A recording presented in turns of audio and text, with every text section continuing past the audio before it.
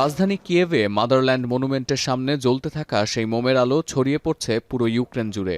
১৯ November এভাবেই গভীর শ্রদ্ধায় স্মরণ করা হয়েছে রাশিয়ার আগ্রাসনে নিহত ইউক্রেনীয় সেনা ও বেসামরিক নাগরিকদের।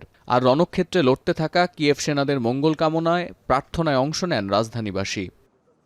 Во-первых, я думала про загиблих своїх родичів. І, по-друге, я думала за те, щоб скоріше закінчилась війна, щоб були наші воїни, які нас захищають, щоб вони... Моє життя перевернулося геть.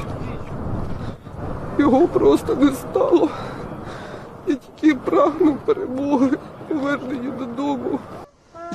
মস্কোর দাবি, সেনা সদস্য ও বেসামরিক নাগরিক মিলিয়ে রাশিয়ার আগ্রাসনে ইউক্রেনে হতাহতের সংখ্যা ৭ লাখের কাছাকাছি।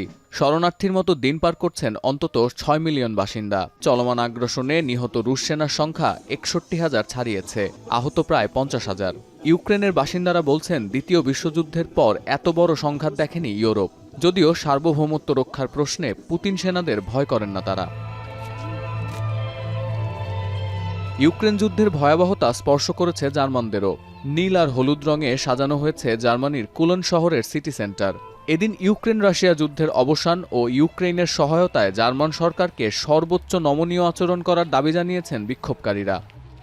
На шляху ворога до Європи, і одна захищає суверенітет та незалежність. মধ্যপ্রাচ্যে নিজের আগ্রাসন চালালেও ইউক্রেনের প্রতি সংহতি প্রকাশ করেছে ইসরায়েল। নীল হলুদ আলো জেলে সাজানো হয়েছে রাজধানী তেল আবিবের সিটি হল। প্রতীকী এই আয়োজন ছাড়া সাধারণ মানুষের তেমন সম্পৃক্ততা চোখে পড়েনি ইসরায়েলের প্রধান শহরগুলোতে। এদিন যুক্তরাষ্ট্রের নিউ ইয়র্ক থেকে বিশেষ বার্তা দেন জাতিসংঘে ইউক্রেনের রাষ্ট্রদূত। ইউরোপীয় ইউনিয়নের ৪২ সদস্য রাষ্ট্রের সম্মতিতে বিশেষ এই বার্তায় বলা হয়, কোনো ধরনের উস্কানি ও উপযুক্ত কারণ ছাড়া রাশিয়া যেভাবে ইউক্রেনে আগ্রাসন শুরু করেছে তা আন্তর্জাতিক আইনের পরিপন্থী।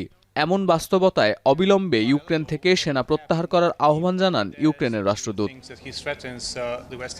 সতীর্থ কর্মকার, এখন বিশ্ব।